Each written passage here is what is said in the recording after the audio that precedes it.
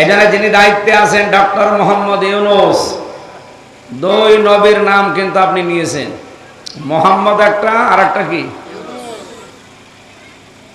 আমরা তো এক নবীর নাম লিখি যে মোহাম্মদ আমির হামজা, তাও মাঝে মাঝে লেখা হয় না, একবারে মুফতি আমির হামজা, আর আপনি দুই নবীর নাম নিয়ে বসে আছেন। আপনারা আমার সামনে 5 জন কি 20 জন ওটা দেখার দরকার নেই, এই যে কি রহমান কাতিবিন আছে না, জায়গা মতো পৌঁছে দেবে। এই জন্য বলছে যিনি দায়িত্বে আছেন সর্বোচ্চ, এদেশের জনগণের আকাঙ্ক্ষা আপনি টের পাচ্ছেন কিনা জানি না। আমরা আলেম যারা আছি আপনাদেরকে সতর্ক করছি, আপনারা নির্বাচনের তারিখ অলরেডি দিয়েছেন ফেব্রুয়ারির 12 তারিখ, এরপরে হয়তো আপনারা থাকবেন না। তা আশা করব আপনি এমন কিছু কাজ বাংলাদেশের জন্য করেন যেন মুসলমানদের অন্তরে আপনি চির অমর হয়ে থাকতে পারেন। আমরা চাই, আপনি গানের শিক্ষক দিয়েছেন, শরীর চর্চার শিক্ষক দিয়েছেন, আমরা প্রতিবাদ করি নাই, দেন আপনাদের যদি থাকে ওরকম দেন। কিন্তু 92% মুসলমানের দেশে আমরা চাই 1 থেকে 5 পর্যন্ত প্রাইমারিতে একজন মাওলানা দেওয়া লাগবে। বলেন, ছোটবেলায় যদি ওরা না শেখে বড় হয়ে শিখবে? সে সময় পাবে? আমি ছোটবেলায় যখন কোরআন মুখস্থ করেছিলাম মাদ্রাসায়, ওই সময় আমার মাত্র 6 মাস। দেন বক্সে দেন, কিন্তু কানে আওয়াজ দেন, না তো গলা ভেঙে দেবে। এই ছেলে, এখানে দাঁড়িয়ে আছেন কেন ভাই? বসুন বসুন, এদিকে বসুন, তাড়াতাড়ি বসুন। কুল্লু উম্মতি ইয়াদখুলুনাল জান্নাহ ইল্লা মান আবা। কিলা ইয়া রাসূলুল্লাহ সাল্লাল্লাহু আলাইহি ওয়াসাল্লাম মান আবা? ক্বালা মান আতাআনি দাখালাল জান্নাহ ওয়া মান আসানি ফাকাদ আবা। রাহু ইবনে মাজাহ। ওয়া মা যাদাহুম ইল্লা ঈমানান ওয়া তাসলিমা। আল্লাহুম্মা সাল্লি আলা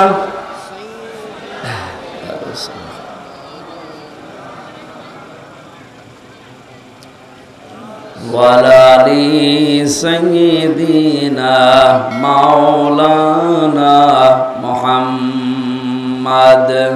আলহামদুলিল্লাহ।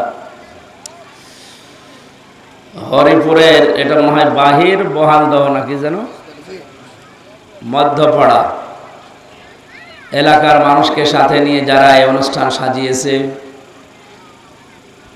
পৃথিবীতে আল্লাহর পরে যার স্থান মুহাম্মদুর রাসূলুল্লাহ সাল্লাল্লাহু আলাইহি ওয়াসাল্লামের জীবন থেকে কিছু কথা শোনার এবং বলার এই ব্যবস্থায় আসার তৌফিক যে আল্লাহ দিয়েছে, এই আয়োজন যত ছোট হোক, যার সম্পর্কে আজকের এই আলোচনা, উনি কি ছোট?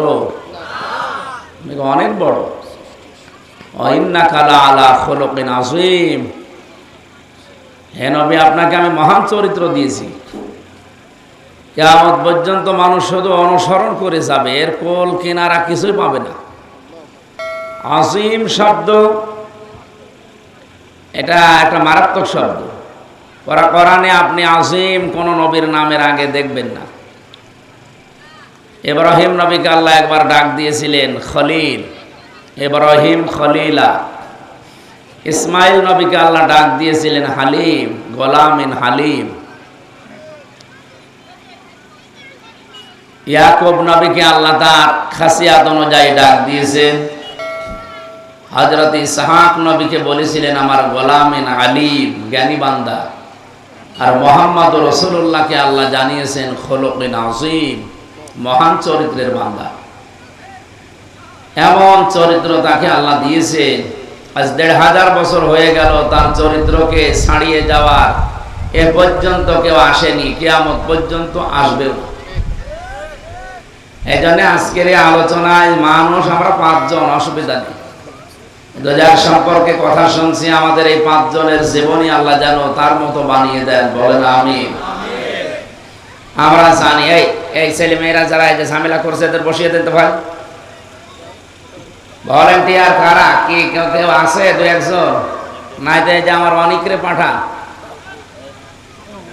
অনেক মামা, একটু যাও তো, একটা রাউন্ড দিয়ে আসো। যারা দাঁড়িয়ে আছে জোরে করে ধরবা, আস্তে করে বসে নিজে যা বললাম ওইটা কর, দেখো কাউকে বসাতে পারো কিনা। আমরা হাদিসের পাতা থেকে জেনেছি যে পৃথিবীতে যদি কেউ 3টা জায়গায় সময় ব্যয় করে, কিয়ামতের দিন এই সময়ের হিসাব আল্লাহ নেবেন না। সুম্মা লা তুসআলুন্না ইয়াওমাইযিন আনিন নাঈম। প্রত্যেকটা জিনিসের হিসাব আল্লাহর কাছে দেওয়া লাগবে। নাকি আপনি মনে করছেন যে আমাকে আল্লাহ অনর্থক বানিয়েছে, আমার পেছনে সামনে কেউ নেই? ইয়াহসাবু আন্না মালাহু আখলাদা কাল্লা লা ইউবাদান্না ফিল হুতামা ওয়া মা আদরাকা মাল হুতামা। এরকম বহু আয়াত দ্বারা প্রমাণিত এটা। মানুষ অনেকে মনে করে ইয়াহসাবু আন্না ইল্লাম ইয়াকুন ইয়ারাহু আহাদ, এরকম একটা আয়াত সূরা বালাদের ভেতরে আছে। সে কি ধারণা করে, মনে করে যে তাকে দেখার মতো কেউ নেই, সে এড়া ঘোড়া। বাংলা অর্থ হচ্ছে সে ছাড়া ঘোড়া। না আফাহাসিবতুম আন্নামা খালাকনাকুম আবাসা ওয়া আন্নাকুম ইলাইনা লা তুরজাউন। মানুষকে ধারণা করে, মনে করে যে আমি তাকে এমনি এমনি বানিয়েছি, ওর জীবনে ভাবে শেষ হয়ে যাবে, অনর্থক, আমার কাছে ফিরে আসা লাগবে না। কখনো না। অবশ্যই আমি আল্লাহর কাছে তাকে ফেরত আসা লাগবে, যেহেতু যাওয়াই লাগবে। যাওয়া ছাড়া এখানে আমরা কেউ আছি? আরো যারা ছিল পৃথিবীতে শক্তিশালী, কেউ যাওয়া ছাড়া আছে? সবাই চলে গেছে। এই পৃথিবীর জমিনটা এরকম। আপনি আসেন, দেখেন এখানে আর 100 বছর পরে আপনিও থাকবেন না, আমিও থাকবেন না। এই জমিন ঠিকই থাকবে, এখানে চাষও হবে, পরবর্তী প্রজন্ম আসবে, এই জায়গাতে তারা আবার বিভিন্ন প্রতিষ্ঠান করবে, তারা বসবাসের জায়গা বানাবে, আমাদের মতোই হয়তো চলাফেরা করবে। আবার বাকি 100 বছর পরে যদি আপনি ফিরে আসার চান্স পান, এই ময়দানে এসে যদি বলেন এই মাদ্রাসা আমি বানিয়েছিলাম, আমি এখন সভাপতি, আপনারা ঢুকতে দেবে? আপনি কি কথা শুনতেছে? এইটার নাম দুনিয়া।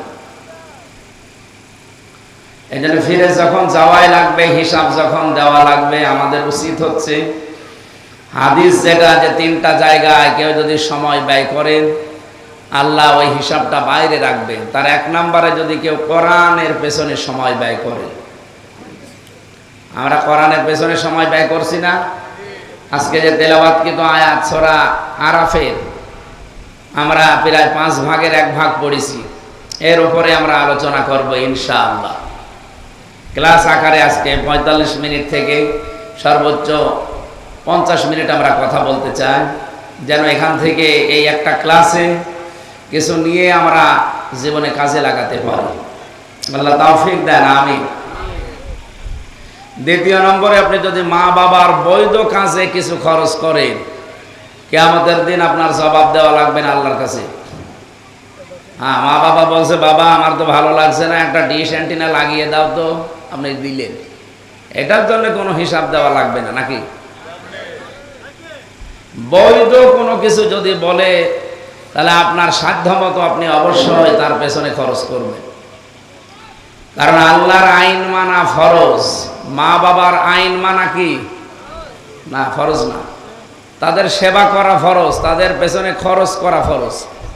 মা বাবার আইন মানা কিন্তু ফরজ না। আইন মানা শুধুমাত্র ফরজ কার বলেন তো? এজন্য মা বাবার সেবা করা আল্লাহর আইন মানার মতোই ফরজ। এজন্য সাধ্য যাদের আছে তাদের কিন্তু খরচ করা উচিত মা বাবার পেছনে। আপনি হিসাব ছাড়া যদি তাদের বৈধ কাজে খরচ করেন, আল্লাহ আপনাকে দুনিয়াতে হিসাব ছাড়া নিয়ামত দেবে। কালকে বাড়ি যেয়ে খেয়ে সুবহানাল্লাহ বলবেন। আপনি কথা বুঝতেছেন কি বলছি? আপনার মা আর বাবার জন্য যদি হিসাব ছাড়া আপনি বৈধ কাজে খরচ করেন, আল্লাহ দুনিয়া আখিরাতে আপনাকে হিসাব ছাড়া নিয়ামত দেবে। আর আপনি যদি মনে করেন কালকে কেবল 150 টাকা দিলাম, এখন আবার 50 টাকা চাই, মানে আরে ও ভাই, ও যদি অবৈধ কোনো কাজে আপনি দেখেন যে বাবা দিলে বিড়ি খাবে, দেখা দেওয়ার দরকার নেই। যদি দেখেন যে আমার বাবা একটু হালকা লাল পানি খায়, এই গাছা খায়, এরকম দিলেই ও খরচ করবে, এই জায়গায় দেওয়ার দরকার নেই, তাহলে আপনার গোনা হবে না। তো বৈধ কোনো কাজ যেগুলো শরীর সুস্থ রাখার জন্য, অসুখ হয়েছে তার সেবা করার জন্য, চিকিৎসার জন্য, এরকম কোনো কাজে যদি কেউ সম্পদ খরচ করে, ওটা হিসাব ছাড়া করলে আপনাকে হিসাব ছাড়া নিয়ামত দেওয়া হবে। আল্লাহ যেন আমাদের সবাইকে তৌফিক দেয়। এমনকি হাদিস হচ্ছে গীবত করা তো হারাম, নাকি হারাম না? কিন্তু ওই সন্তানের নাম ধরে গীবত করা বা জনগণের কাছে সতর্ক করা জায়েজ আছে, যেই সন্তান তার সামর্থ্য থাকার পরও তার নিজের মা বাবাকে দেখে না, খরচ দেয় না। এরকম বহু সন্তান দেশে আছে না নেই? এরকম বহু সন্তান দুনিয়ায় যেন আরো তৈরি হয়, যেন তৈরি হয়, এরকম একটা ব্যবস্থা সামনে করছে অনেকে, আপনি চিন্তা করতে পারবেন না। এই গত 2-3 দিনে কি ঘটে গেছে আপনি জানেন? বাংলাদেশের প্রাইমারি যত স্কুল আছে সেখানে নাচের যে শিক্ষক, গান শেখাতে হবে এরকম শিক্ষক নিয়োগ দেওয়া হয়েছে অলরেডি। শরীর চর্চা কিভাবে করা লাগে এগুলোর জন্য অলরেডি শিক্ষক নিয়োগ দেওয়া হয়েছে। কিন্তু 1 থেকে 5 পর্যন্ত, এই যে পেছনে প্রাইমারি, 92% মুসলমানের এই দেশ, এখনো পর্যন্ত একটা ধর্মীয় মাওলানা শিক্ষক নিয়োগ দেওয়া হয়নি। এটা কোন ষড়যন্ত্র আপনি টের পাচ্ছেন?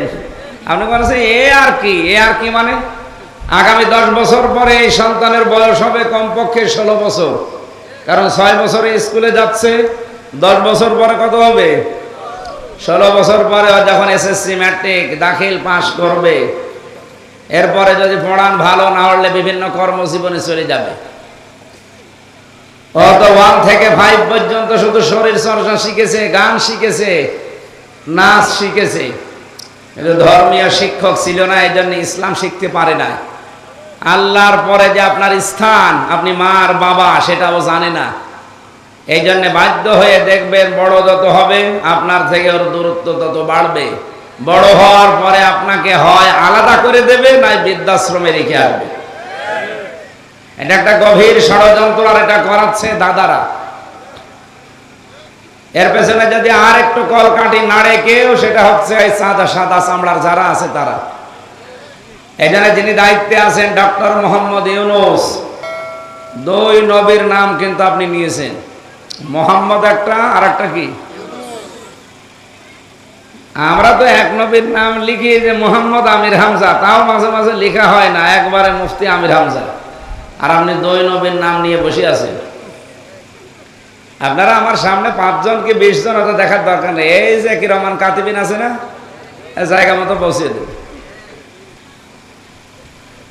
এই জন্য বলছে যিনি দায়িত্বে আছেন সর্বোচ্চ, এদেশের জনগণের আকাঙ্ক্ষা আপনি টের পাচ্ছেন কিনা জানি না। আমরা আলেম যারা আছি আপনাদেরকে সতর্ক করছি, আপনারা নির্বাচনের তারিখ অলরেডি দিয়েছেন ফেব্রুয়ারির 12 তারিখ, এরপরে হয়তো আপনারা থাকবেন না।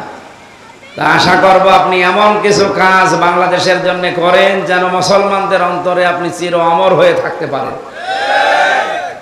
আমরা চাই, আপনি গানের শিক্ষক দিয়েছেন, শরীর চর্চার শিক্ষক দিয়েছেন, আমরা প্রতিবাদ করি নাই, দেন আপনাদের যদি থাকে ওরকম দেন। কিন্তু 92% মুসলমানের দেশে আমরা চাই 1 থেকে 5 পর্যন্ত প্রাইমারিতে একজন মাওলানা দেওয়া লাগবে। বলেন, ছোটবেলায় যদি ওরা না শেখে বড় হয়ে শিখবে? সে সময় পাবে? আমি ছোটবেলায় যখন কোরআন মুখস্থ করেছিলাম মাদ্রাসায়, ওই সময় আমার মাত্র 6 মাস 10-12 দিন সময় লেগেছে কোরআন মুখস্থ করতে। এখন আমার 1 পৃষ্ঠা দেন, 1 পৃষ্ঠা লাগবে 1 বছর, তাও একদিক থেকে পড়বো আর একদিকে ভুলে যাব, কারণ সেই মেধা এখন আর আছে? আমি ওই সময় থাকতেই কোরআনের আয়াত, পারা, পৃষ্ঠা, লাইন এগুলো মুখস্থ করেছিলাম, আমার আজও আয়ত্তে আছে। এখন আমি একটা হাদিসের ইবারত মুখস্থ করতে গিয়ে আমার ঘাম ছুটে যাচ্ছে, একদিকে পড়ি আর একদিকে ভুলে যায়। কারণ একটা মানুষের বয়স থাকে মুখস্থ করা, সব সময় মুখস্থ হয় না। যে সময়টা তারা এগুলো শিখলে মনে থাকবে, সেই সময়টায় আপনি তাকে গান শেখাবেন, নাচ শেখাবেন, শরীর চর্চা শেখাবেন। অত আস্তে আস্তে 5 বছর থেকে 10 বছর আপনার কাছে থাকবে, শেষ পর্যন্ত আল্লাহকে তো ভুলে যাবে, আল্লাহর পরে যে আপনার মা বাবার স্থান সেইটাও ভুলে যাবে।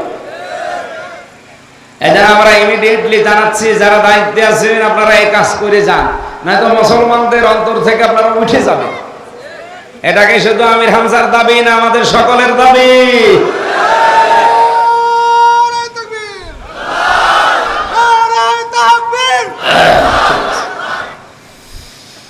সম্মানিত কুষ্টিয়াবাসী, এই জন্য আমি মন থেকে কথাগুলো বলছি, কারণ মা বাবার কাছে সন্তান এবং সন্তানের কাছে মা বাবা আছে, সম্মান মর্যাদা পাওয়া দরকার, এখন আস্তে আস্তে উঠে যাচ্ছে।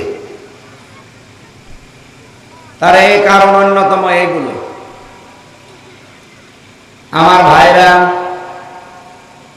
আল্লাহ রাব্বুল আলামিন যেহেতু নিয়ে যাবেন তার কাছে, এই জন্য আমাদের উচিত শিক্ষা ব্যবস্থায় যতদিন মা বাবা সম্পর্কে গুরুত্বপূর্ণ কোনো তথ্য আমাদের শেখানো না হয়, বিভিন্ন আলেমদের মুখে, বিশেষ করে ওয়াজ মাহফিলে, তাফসীর মাহফিলে, মিলাদ মাহফিলে, মসজিদের খুতবায়, যেখানে যতটুকু পান নিজে পড়াশোনা করে হলেও অন্তত আপনার বিবেক তো সায় দেয় যে আমার মা বাবা আমার আপনজন, তাই না? এতটুকু অন্তত মেনে চলার চেষ্টা করেন। আশা করছি আগামীতে কিয়ামতে যেদিন আপনি উঠবেন, মা বাবার পেছনে খরচ করার কারণে এই সম্পদ, এই সময়ের হিসাব আল্লাহ নেবেন না। 3 নম্বরে, যারা পৃথিবীতে জিহাদের ময়দানে কাজ করে, আপনি যদি সরাসরি যেতে পারেন ভালো, যদি না যেতে পারেন, যারা করছে তাদের পেছনে আপনি সমর্থন জানাবেন, পেছনে থাকবেন, তাদের পেছনে আপনার সময় এবং সম্পদ খরচ করবেন। আমার তো এখন যতটুকু দৃষ্টি, সারা বাংলাদেশ আমি ঘুরছি, আমি দেখছি সবচাইতে বড় জিহাদ বাংলাদেশে এখন বাতিলের সামনে টিকে থাকা। আগে তো কাফেরের সামনে ছিলাম, এখন আছি মুনাফিকের সামনে। এ পৃথিবীতে কাফেরের চাইতে সব চাইতে ভয়ঙ্কর শত্রু কিন্তু মুনাফিক। এটা তো আমি বানালাম নাকি? কোরআনে কারিমে সূরা নিসা 140 নম্বর আয়াতের শেষের দিকে আছে, ইন্নাল্লাহা জামিউল মুনাফিকিনা ওয়াল কাফিরিনা ফি জাহান্নামা জামিআ। অবশ্যই আমি আল্লাহ জাহান্নামে একত্রিত করব, আগে মুনাফিকদের, এরপরে কাফেরদের। বলেন তো, আগে মুনাফিকের নাম না কাফের? তাহলে আল্লাহর কাছে ঘৃণিত কাফেরের চাইতে মুনাফিক। এজন্য কোরআনে কারিমে আল্লাহ যেখানে মুনাফিকের আলোচনা দিয়েছেন সেখানে রেগে গেছেন, ইন্নাল মুনাফিকিনা ফিদ দারকিল আসফালি মিনান নার ওয়া লান তাজিদা লাহুম নাসীরা। আপনি কোরআনে মুনাফিকের আলোচনা যেখানেই দেখবেন, সেখানে দেখবেন আল্লাহর ভাষাটা রাগ রাগ।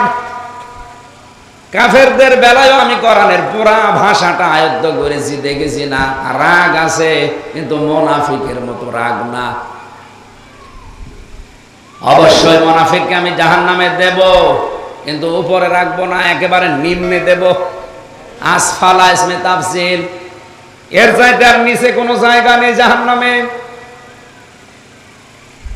এজন্য এখন সবচাইতে বড় জিহাদ বলেন, সবচাইতে বড় চ্যালেঞ্জ এই বাংলাদেশে মুনাফিকদেরকে ট্যাকেল দেওয়া। কাফের তো সরাসরি বোঝা যায় যে ও সরাসরি কাফের, কিন্তু মুনাফিকরা দুমুখী সাপ হয়। ও সামনে এসে বেশ ভালোই কথা বলে, পেছুটি দেয়। আর আমার তো মনে হচ্ছে বাংলাদেশে এই সংখ্যা অনেক বেশি, যদি এখন কমতেছে। নবীজি ইন্তেকালের আগে কথা জানিয়েছেন যে আমার উম্মতের ভেতরে মুনাফিক এই যে শব্দটা, এটা কোন কাফের, মুশরিক, ইহুদি, খ্রিস্টান, মাজুসি, যত জাতির লোক দুনিয়ায় বাস করে, কোন জাতির ভেতরে আপনি মুনাফিক পাবেন না। মুনাফিক তৈরি হয় শুধুমাত্র আমার উম্মত বলে যারা দাবি করে এই মুসলমানদের ভেতরে। হরিপুরবাসী, আপনি যদি এখন প্রশ্ন করেন যে হুজুর আমি মুনাফিক দেখব, আপনাকে আমার মনে হয় সবচাইতে বেশি পাঠানো লাগবে হয় ইন্দোনেশিয়া নয় বাংলাদেশে। এই কথা বলছে। আপনি যদি ইহুদি দেখতে চান ইসরায়েলে যান, খালি ইহুদি পাবেন। যদি খ্রিস্টান দেখতে চান আমেরিকায় যান, শুধু খ্রিস্টান পাবেন। যদি বৌদ্ধ দেখতে চান মায়ানমারে যান, বৌদ্ধ পাবেন। যদি হিন্দু দেখতে চান পাশের রাষ্ট্রে যান, এখানে হিন্দু পাবেন। ওই লোকটা যদি বলে জাহান্নামে, তো এই বৌদ্ধ হিন্দু খ্রিস্টান এরা একেবারে নিচে থাকবে না, নিচে থাকবে যে মুনাফিকরা। আমি ওইটা দেখতে চাই। বলেন তো কোন দেশে পাঠানো লাগবে? এখানে 92% মুসলমান, তার মানে মুনাফিক থাকার সম্ভাবনা নেই। বলেন, এই জন্য আমাদের খুব সতর্কতার সহিত চলা দরকার যে মুনাফিকের কোন জার যেন আমার ভেতরে চলে না আসে। কারণ ইহুদি খ্রিস্টান তো মুনাফিক হবে না, ওরা সরাসরি কাফের। মুনাফিক হওয়ার সম্ভাবনা বেশি কাদের? আমাদের। বলেন বলেন, আপনি দেখেন তো মুনাফিকের জার্ম আপনার ভেতরে আছে কিনা। সেলুনে যদি চুল কাটতে যায় কেউ, দাড়ি কাটে, গোপ কাটে, আমরা দেখেছি সেভ করতে গিয়ে। এই লোকটাকে সেভ করেছে, ওই ব্লেড দিয়ে যদি আমারে সেভ করে আমি মেনে নেব? সেলুনারে বলবো ভাই নাপিত ভাই দাঁড়ান, ওই ওই ওই ব্লেডটাকে খোলেন। কারণ ওর মুখে যদি জার্ম থাকে, ওইটা যদি কেটে যায়, ওই রক্ত যদি আমার এখানে লাগে, আমার ওই জার্ম চলে আসতে পারে। আপনি একটা অসুখের ব্যাপারে এত সতর্ক, অথবা পৃথিবীতে মুনাফিক তৈরি হবে শুধু মুসলমানদের ভেতরে। কখন যে আপনি মুনাফিক হয়ে গেছেন আপনি টেরও পাননি। আয়াতুল মুনাফিকি সালাসা, ইদা হাদ্দাসা কাযাবা, কাযিবানা কাযাবা, ওয়া ইদা ওয়াদা আখলাফা, ওয়া ইদা তুমিনা খান। বুখারী শরীফের হাদিস। নবীজি বলেন মুনাফিক তো ওই লোকটা যে কথা বললেই মিথ্যা কথা বলে। বাংলাদেশে আজ এই প্রচলনটা অলরেডি বেড়ে গেছে। নিজেরা অন্যায় করে, আর অন্যায়টা একটা ভালো মানুষের উপরে চাপিয়ে দেয়। এই মিথ্যা, এই প্রোগ্রামগুলো এখন নেই। দেখেন আপনি নাম ধরেই বলছি, যে যাই করুক না কেন অনেকেই বলছে শিবিরের উপরে দায় দিয়ে দাও।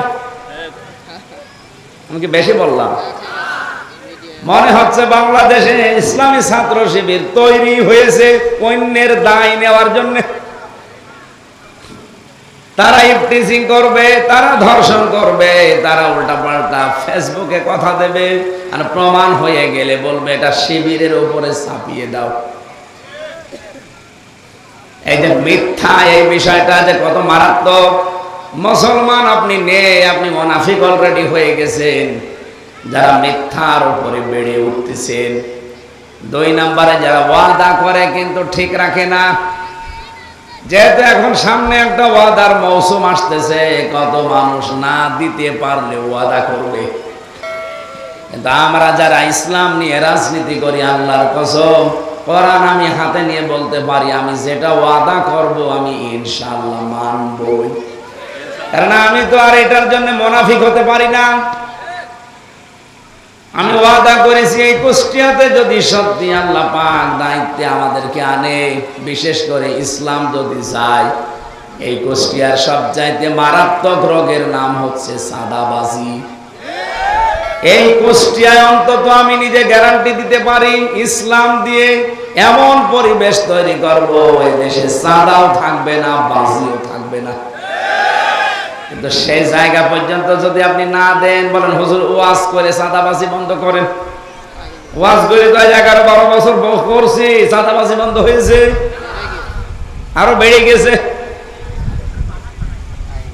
এই জন্য ইসলামের যত নিয়ম দেখবেন কোনটা অনুরোধ নেই যে বাবা সলিমুদ্দিন এটা করো না। ইসলামের প্রত্যেকটা বিষয় আদেশ, ডু ইট, এটা কর। কারণ আল্লাহ হচ্ছেন মালিক, আমি হচ্ছি বান্দা। আল্লাহকে আমার কাছে এরকম করে বলতে পারে যে হাফিজ এটা কর, খুব ভালো হবে। ও বাবা হাফিজ এটা কর, তোর হাতে পায়ে ধরে বলছি, আল্লাহর দ্বারা এটা সাজে? উনি তো মালিক, উনি অর্ডার দেবেন। এজন্য কোরআনের ভাষা হচ্ছে তা'মুরুনা বিল মা'রুফ ওয়া তানহাউনা আনিল মুনকার। আপনাকে শরীয়তের যে ভালো ভালো কাজ আছে পরিচিত, এই কাজগুলোর আদেশ করা লাগবে, আর অন্যায় যেগুলো আছে এগুলো বাধা দেওয়া লাগবে, প্রতিবন্ধকতা সৃষ্টি করা লাগবে।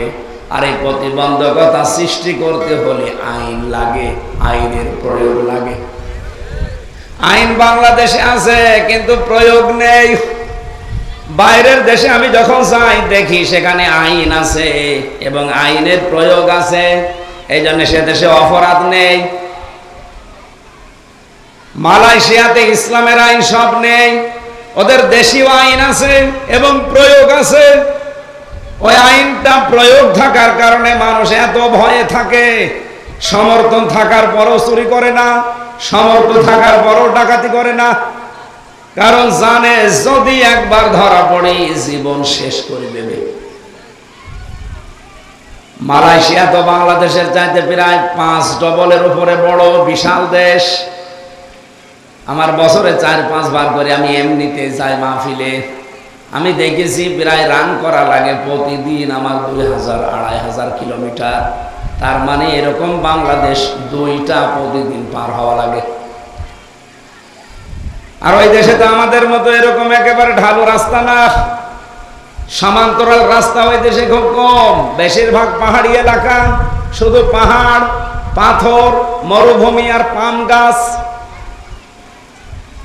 যে সমস্ত রাস্তা দিয়ে আমি ড্রাইভারের সাথে গেছি, আমি দেখেছি 1500 কিলো 2000 কিলোমিটার চলছি সারা রাত সারা। এমন এমন জঙ্গল পার হওয়া লাগে প্রায় 30 কিলো 40 কিলো, শুধু জঙ্গল, একটা মানুষের দেখা পাওয়া যায় না।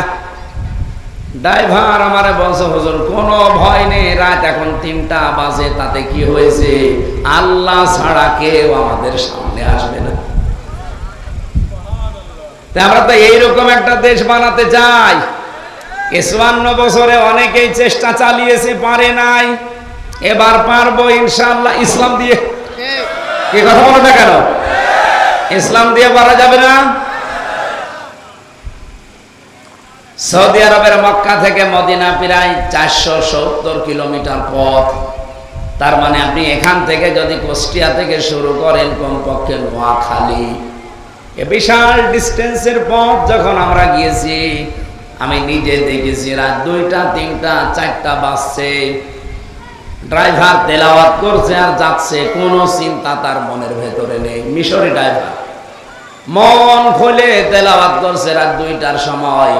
আল মালু ওয়াল বানুনা জিনাতুল হায়াতিদ দুনিয়া ওয়াল বাকিয়াতুস সালিহাতু খায়রুন ইনদা রাব্বিকা সাওয়াবান ওয়া খায়রুন আমালা। বলেন আল্লাহু আকবার। আমি ড্রাইভারের পেছনে ছিলাম, আমি দেখেছি, আমার মনে হচ্ছে চোখ খুলে রেখেছি, বন্ধ করেছে, বোঝা যাচ্ছে না।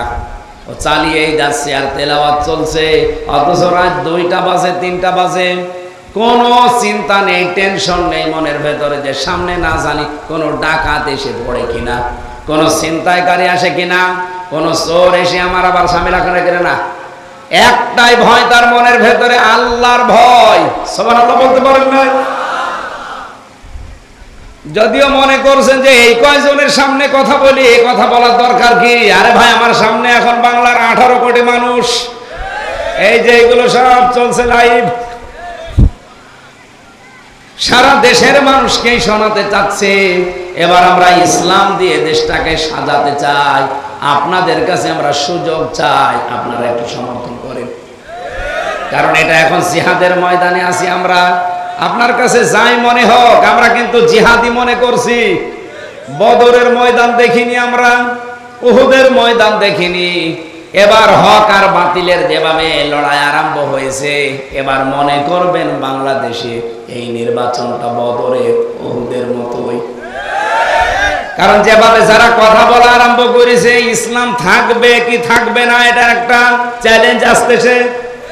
বদরের ময়দান যেমন ছিল যে ইসলাম থাকবে কি থাকবে না, ওখানে পরাজিত হলে ইসলাম শেষ, আর যদি জয়লাভ করে ইসলাম টিকে যাবে। এই জন্য নবীজি বারবার দোয়া করছিলেন বদরের ময়দানে, রব্বুল আলামিন আজকে আমার যা সামর্থ্য ছিল এই 313 জন নিয়ে আমি কিন্তু চলে এসেছি, ওরা আমাদের এগেইনস্টে এসেছে প্রায় 1000-এর উপরে।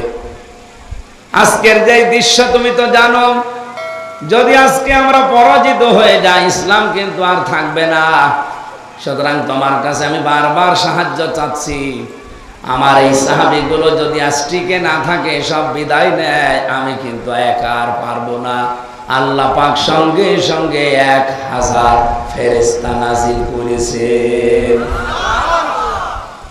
আমরাও যদি সত্যি এবার ওই ময়দান মনে করি, কারণ ওদের কথাবার্তা শুনে আমি বলছি, যারা বলে শরিয়া আইন আমরা বিশ্বাস করি না, যে মানুষগুলো বলে এই দেশে যেন মৌলবাদী মাথা ছাড়া দিয়ে উঠতে না পারে, তা আপনি কি মিন করেন? আমরা কি থাকবো না সেটা আপনাদের কথাবার্তারাই বুঝে ফেলেছি যে এটাই আমাদের মরণ, কামড় দেওয়া লাগবে, এটাই আমাদের শেষ। ইসলাম নিয়ে তো দূরের কথা, জীবন নিয়েও টিকে থাকা কঠিন হয়ে পড়বে। এই কারণে এবার আমার মনে হয় এদেশে যারা হালকা ইমানদার তারা পর্যন্ত জোট বেঁধে ফেলেছে যে এবার সব দেখা শেষ, ইসলামের বাংলাদেশ। এটা চান কারা কারা দেখি? লিল্লাহে তাকবীর। সব হাত তুলেছে না কিছু মানুষ হাত তোলেনি? ঠিক আছে, আলহামদুলিল্লাহ। আমি জানি এখানে কোনো মুনাফিক কোনো কাফের আসে না, আর ওগুলো আসবেও না। ওরা আরো বিরোধিতা করেছে সেই 1500 বছর আগে, এখনো করছে, ভবিষ্যতে করবে। সুতরাং কাফের মুনাফিক আমার কোনো দরকার নেই, ইমানদার 5টা হলে ওইটাই যথেষ্ট। 313 জন নিয়ে যদি 1000-এর মোকাবেলা করা যায়, বাংলাদেশের জরিপ এখন 18 কোটির ভেতরে 7 কোটি 20 লাখ মানুষ চাচ্ছে দেশে ইসলাম কায়েম হোক। সুতরাং যতই নড়াচড়া করেন মামা, মাথা কিন্তু ধরা হয়ে গেছে, যতই নড়াচড়া করেন কিছুই হবে না। এরপরে বহির্বিশ্বের, বিশেষ করে মুসলিম দেশগুলো এবং খ্রিস্টান দেশ যারা আছে, আমি হিসাব করে দেখলাম, লা তাজিদান্না আশাদ্দান নাসি আদাওয়াতাল লিল্লাযিনা আমানুল ইয়াহুদা ওয়াল্লাযিনা আশরাকু ওয়ালা তাজিদান্নাহুম আহরাসান নাসি আলা হায়াতি ওয়া মিনাল্লাযিনা আশরাকু। দুইটা আয়াতে আল্লাহ কথা দিয়েছেন একরকমই, কিন্তু বক্তব্যটা আলাদা।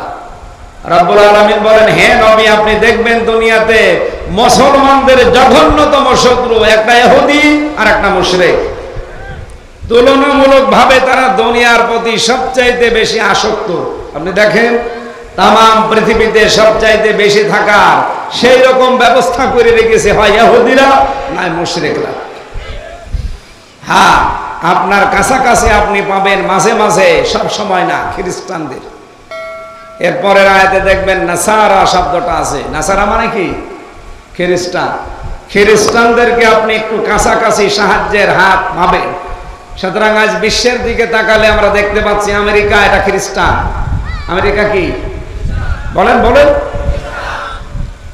আগস্টের 5 তারিখের আগের খবর বাদ দেন, এরপরে যেভাবে এরা ইসলামপন্থী মানুষগুলোর সাথে মিশতেছে আর এদের কাজকর্মগুলো অবলোকন করছে, এরা অলরেডি বুঝে ফেলেছে যে পৃথিবীকে শান্ত করতে হলে ইসলামেরও বিকল্প এখন আর কিছু নেই।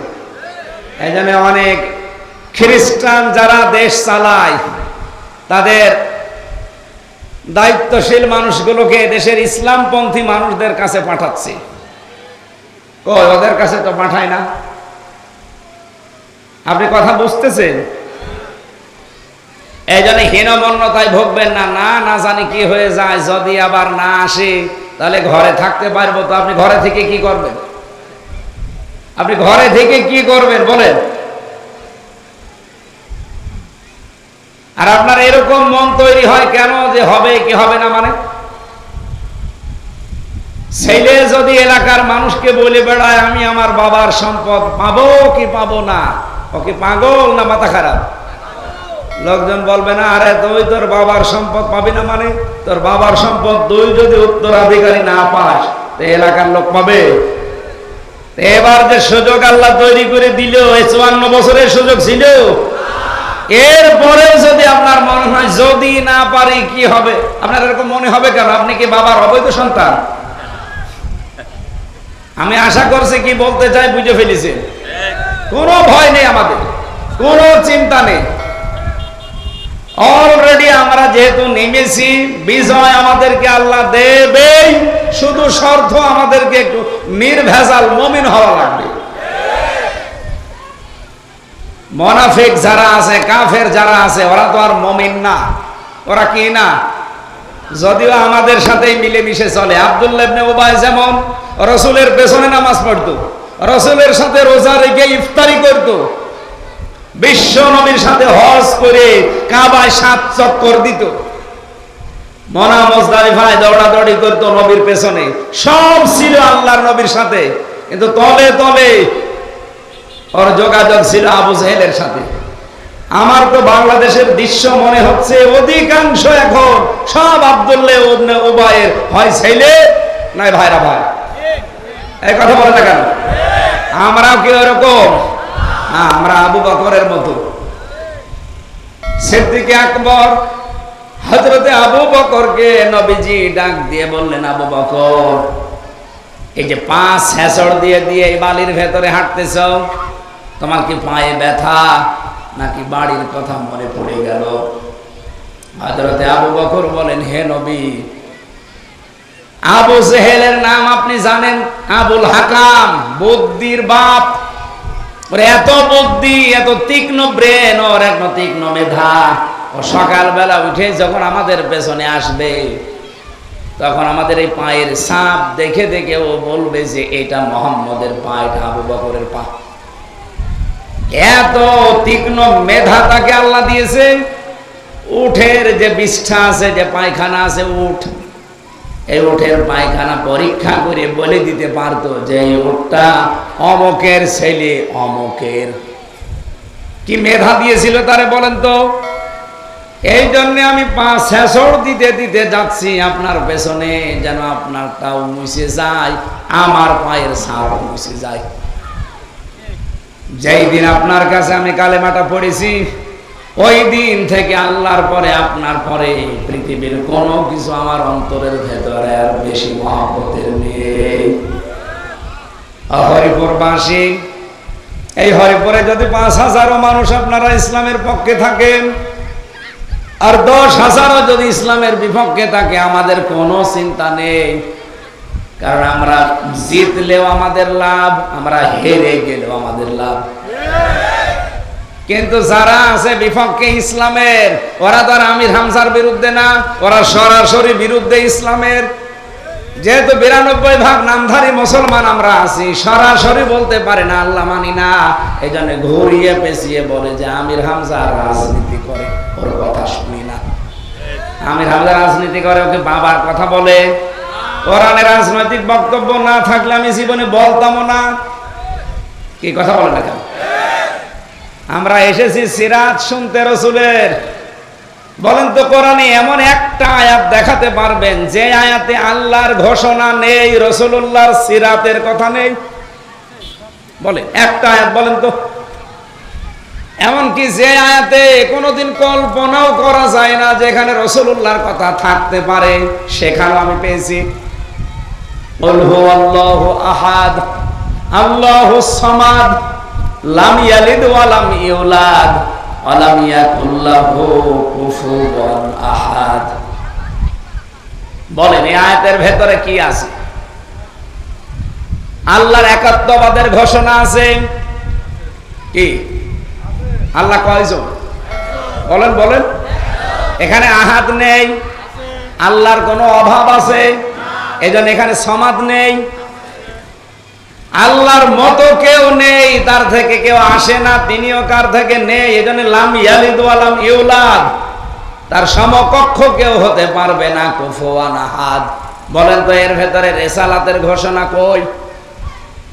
বল, যারা আছেন বলেন তো দেখি। সূরা ইখলাস যে পড়লাম, যে ব্যাখ্যাটা দিলাম, এটা সব পরিচয় কার? রাসূলুল্লাহর কোনো পরিচয় আছে? আছে। মাথা তার কাটা হলেও বলছে আছে। আছে কোনটা? এই যে কুল, হে নবী আপনি বলেন, রিসালাতের ঘোষণা হয়ে গেল না?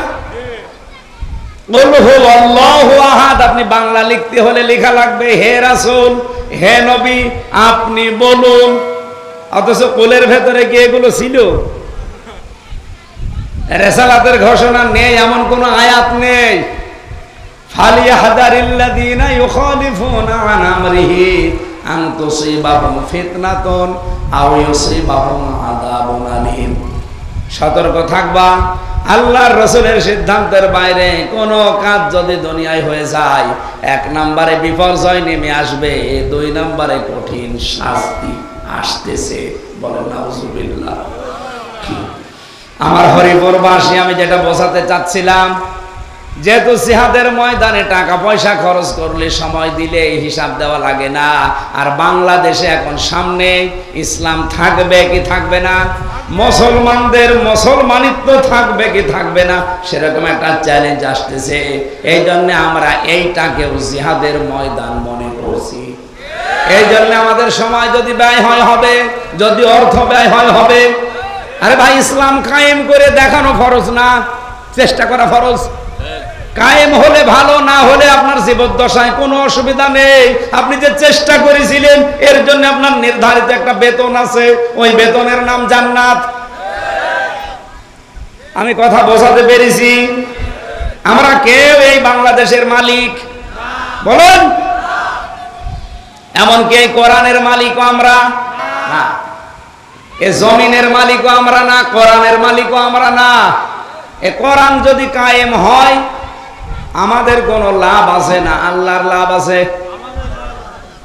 সুযোগটা সুবিধাটা পাবো আমরা। এ কোরআন কায়েম হলে আল্লাহর কসম এখানে জেনা থাকবে না, এখানে ডাকাতি থাকবে না, সাদাবাজির কথাও কেউ মুখ দিয়ে বলতে পারবে না।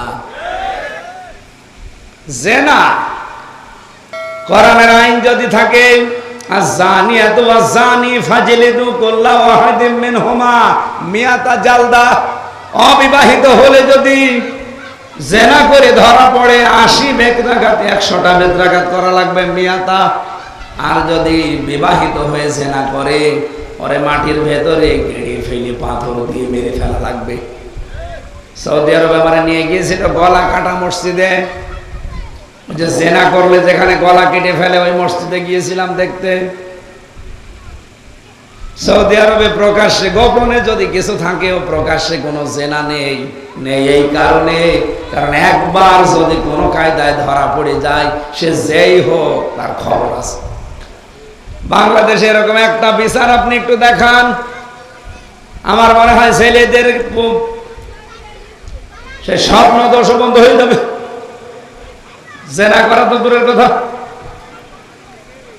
কারণ কোন রোগের কোন ঔষধ আমরা যদি নাও জানি, যিনি বানিয়েছে তিনি জানে না, মানে ভালো করে জানে।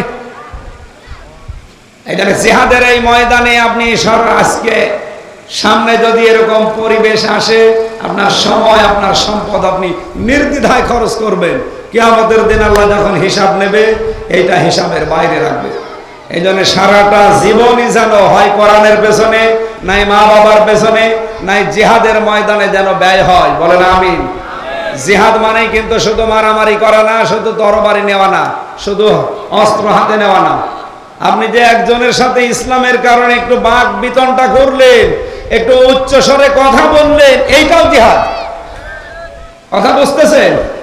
এই যে আমার আগে যে কথা বলছিল, ওর কথা কোন দিক থেকে কোন দিকে বলিস আমি হালকা পাতলা শুনলাম। যাই বলুক, ওই যে হুঙ্কার দিয়েছে, এই হুঙ্কারে আমার মনে হয় যারা মুনাফিক ওরা মনে করছে না এখানে মনে হয় কিছু আছে।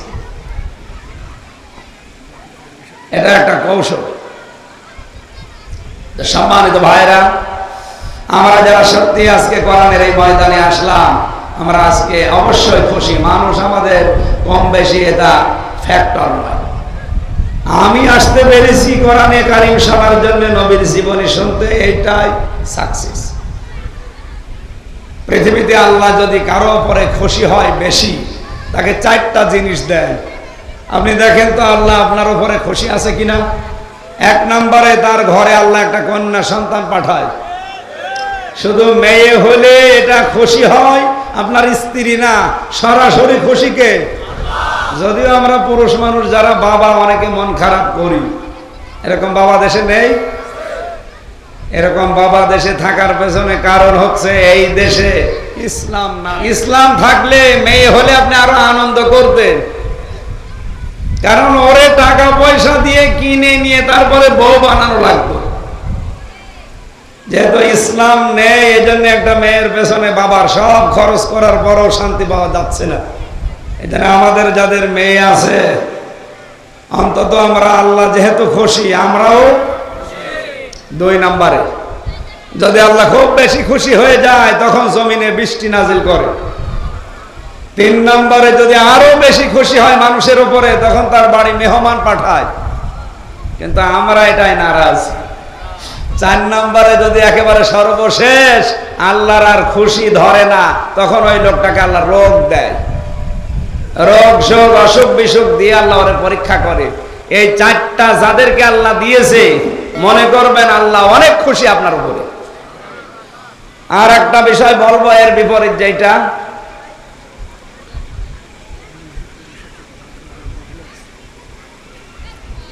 আমি তো আন্দাজে বললে আবার বানানো বলা হয়ে যাবে। হাদিস তিরমিজি শরীফ, আল্লাহ রাব্বুল আলামিনের নবী বলেন, এই পৃথিবীতে আল্লাহ সব চাইতে বেশি নারাজ হয় যখন, কিন্তু বান্দা ওইটা পেয়ে সব চাইতে খুশি। আর আল্লাহ সব চাইতে বেশি নারাজ। তার 1 নম্বরে হচ্ছে যৌতুক। আমারে মামা, অনেক মামা বলছে নাউজুবিল্লাহ, ওর কয়দিন পরে বিয়ে, ও তো ধরা খাবে। হ্যাঁ, আলহামদুলিল্লাহ। তাহলে আল্লাহর সব চাইতে বেশি বেজার হয়ে যায়, নারাজ হয়ে যায়। আর মানুষ বেশি বেশি খুশি হয় কয়টা কারণে? 4টা। কয়টা? 1 নম্বরে যৌতুক যেখানে হয় আল্লাহ নারাজ হয়ে যায়, কিন্তু ওই বর এবং বরের বাবা খুশি। 2 নম্বরে বিশ্ব নবী জানিয়েছেন আল্লাহ সব চাইতে আরো বেশি নারাজ হয়ে যায় ওই সময় যখন দেখা যায় মানুষ বসে বসে গীবত করে। এটা তো নেই নাকি? 3 নম্বরে বেশি আল্লাহ আরো বেশি যখন নারাজ হয়, রেগে যায়, কিন্তু মানুষ খুব আনন্দ পায়, খুশি হয়। 3 নাম্বার কারণ হচ্ছে মিথ্যা কথা বলা। এটা 3 নাম্বারে এসেছে। 4 নাম্বারে পেয়েছি আমি, এটা মনে হয় না বলাই ভালো। এলাকায় এটা নেই। 4 নম্বরে আল্লাহ সব চাইতে বেশি রেগে যায় তখন, কিন্তু মানুষ খুশি। সুদ। এলাকায় সুদ আছে? অনেক মানুষ দেখা যায় টাকা ছেড়ে রাখে, 1000 টাকা দেয়, 1 মাস পরে নেয় 1100 টাকা, তার মানে 100 টাকা বেশি।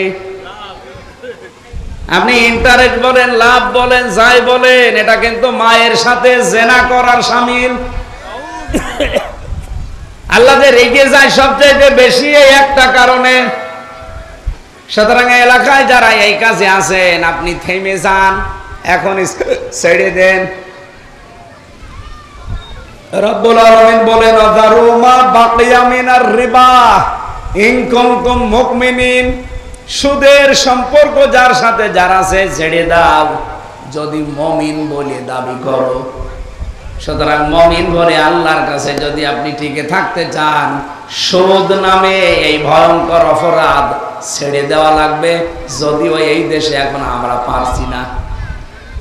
এটা পারা যাবে ওই সময় যখন এই দেশে যাকাত ভিত্তিক অর্থনীতি কায়েম হবে, ব্যাংকগুলো সব ইসলামী শরিয়া আইন অনুযায়ী চলবে।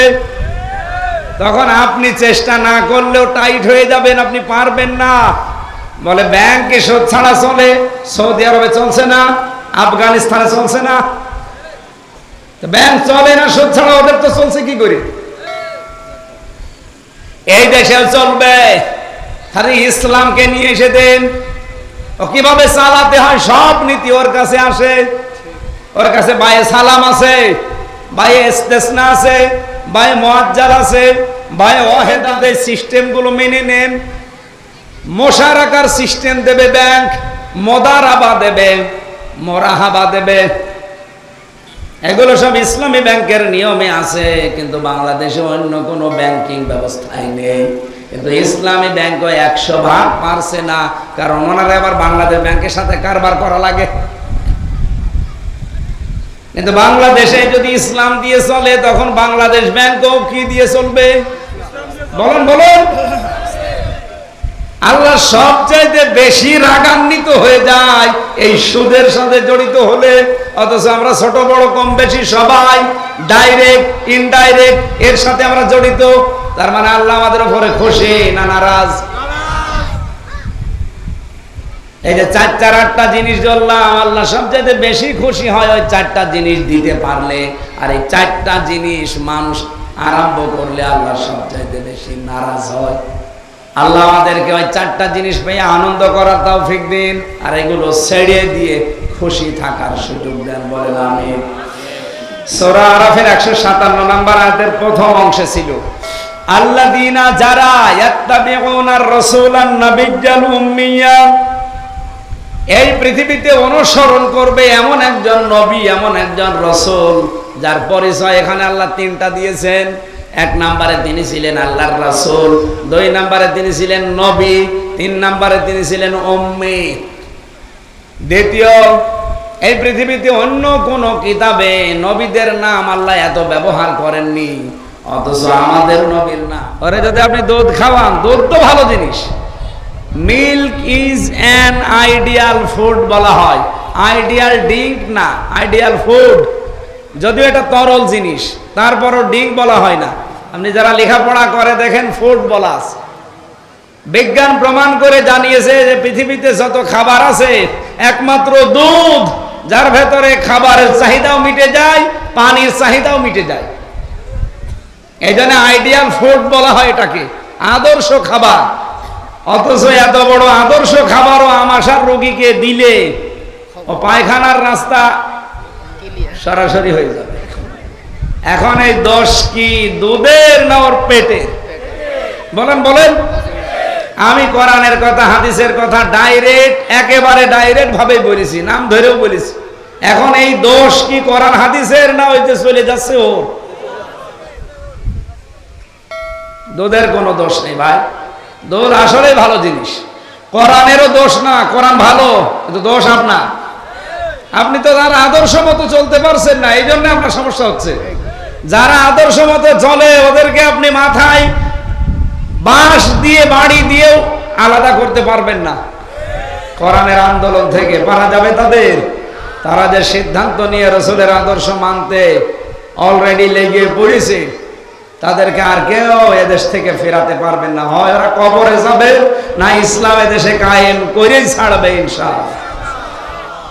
আমাদের যাদের স্ত্রী অবাধ্য আছে, আপনার স্ত্রী আর কতটুকু অবাধ্য থাকতে পারে বলেন?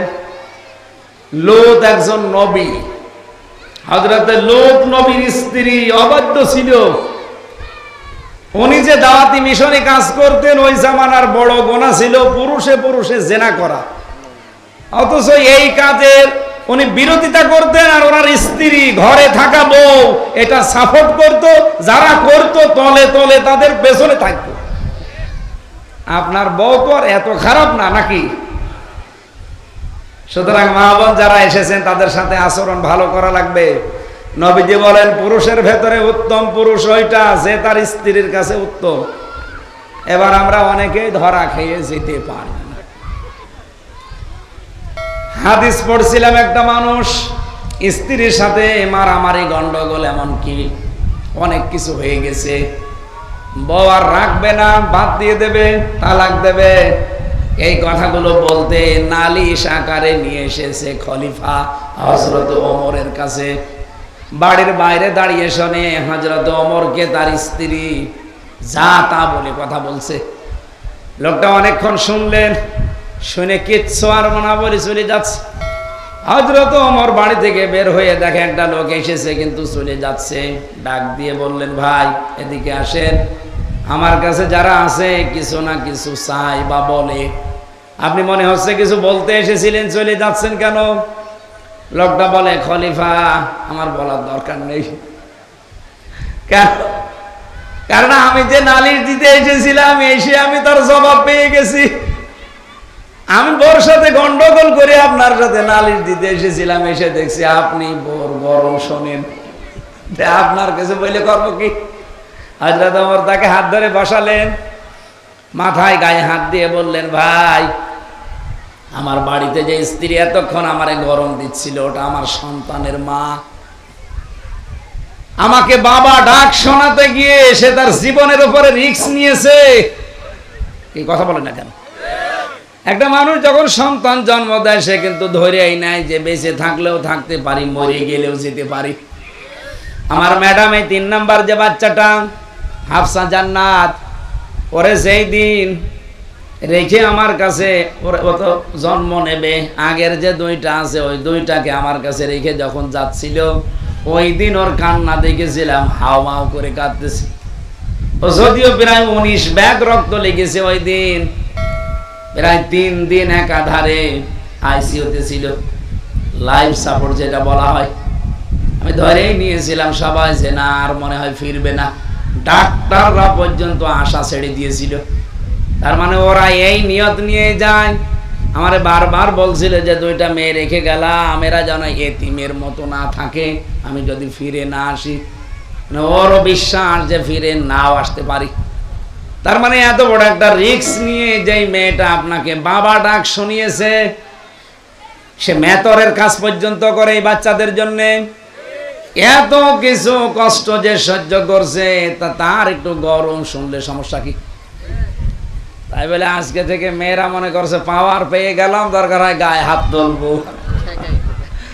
না। সম্মানিত মা বোনেরা, এই পৃথিবীতে আল্লাহর পরে যদি সেজদা দেওয়া জায়েজ থাকতো, নবীজি কিন্তু স্বামীর নাম জানিয়েছে যে স্বামীর পায়ে সেজদা দেওয়ার হুকুম দিতা। কত বড় সম্মান আল্লাহ তাকে দিয়েছেন, আপনি টের পেয়েছেন? স্বামীর অনুমতি ছাড়া নিজের বাড়িতে, স্বামী যাদের পছন্দ করে না এরকম মানুষকে বাড়িতে ঢুকতে দেওয়াও জায়েজ নেই। পাশের বাড়ির একজন দেবর আছে, চাচাতো, স্বামী তারে দেখতে পারে না, তার সাথে সম্পর্ক ভালো না, অথচ স্বামী বাইরে চলে গেলে আপনি তারে বাড়িতে ঢুকতেও দেন, গল্প করেন, বাকি কাজ নাই নাই বললাম। এরকম বহু দেশে নেই? ও যদি সারা জীবন নামাজ পড়ে, স্বামী যেটা চাই না আপনি ওইটা চাইলেন কেন? এই জন্য আপনার নামাজ কবুল হবে না। এই একজন বলল ঠিক, তার মানে ও ধরা খেয়েছে। আল্লাহ জানে ওকে অন্তত ধরা আর না খাওয়া। হাজারো মানুষ আমরা এরকম আছি, বাবা মারা গেছে, স্বামী যদি বলে না যাওয়ার দরকার নেই মাটি দিয়ে দিক, স্বামীর অনুমতি ছাড়া বাবাকে আপনি দেখতেও যেতে পারবেন না, এটার নাম স্বামী। আপনি বসেন আর সোতা নাতা নিয়ে তারে খোটা দেন, একটা সাবান কম হলে তারে গালি দেন। বলেন তো এরকম বউ আছে কার? হাত তোলেন তো।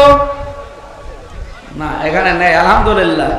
মেয়েদের আজ আমার দরকার নেই, ওগুলো সব আল্লাহর ওলি বসে আছে, ওরা এমনি জান্নাতি। আল্লাহ আমাদের মেয়েদেরকে হযরতে রোকাইয়া, কুলসুম, বিশেষ করে ফাতেমাতুজ জোহরার মতো বানিয়ে দিন। জোরে বলেন আমিন। আজকের আলোচনা আয়াতের মূল বিষয় ছিল এই রবিউল আউয়াল মাসে এইটা, যে অনুসরণ করার মতো দুনিয়ায় কেউ নেই শুধু রাসূলুল্লাহ বাদে। যার যে বৈশিষ্ট্য শুনলাম, এই বৈশিষ্ট্য বাংলাদেশে কারো কি আছে যাদের অনুসরণ আমরা করি? রাসূলের বৈশিষ্ট্য হচ্ছে তার নাম তাওরাতে ইনজিলে, আপনি যাকে মেনে চলেন তার নাম তাওরাতে ইনজিলে না। আমেরিকার বইতে যে পড়েন তো আপনার নেতার নাম আমেরিকার ওই বইতে আছে কিনা? এরপরে আমাদের নবীর বৈশিষ্ট্য, তিনি ছিলেন আল্লাহর সরাসরি রাসূল, নবী, উম্মি, অনেকগুলো গুণাগুণ আল্লাহ তাকে দিয়েছেন। আহ্বান জানাচ্ছি, চোখ কান বুঝে রাসূলুল্লাহর বাইরে আর কাউকে মানবেন না। আল্লাহ আমাদেরকে তৌফিক দিন। এখন অনেক রাত, কালকে আমার অনুষ্ঠান আরো 5টা, এই জন্য আজকে আর কথা বলা ঠিক হবে না। এই বই আপনারা যদি পান গাড়ি থেকে নিয়ে যাবেন। আমি জেলখানায় যে কয়টা লিখেছিলাম তার ভেতরে এটা একটা, সৃষ্টি জগৎ নিয়ে লেখা, অনেক তথ্য দেওয়া আছে। আল্লাহুম্মা আমিন।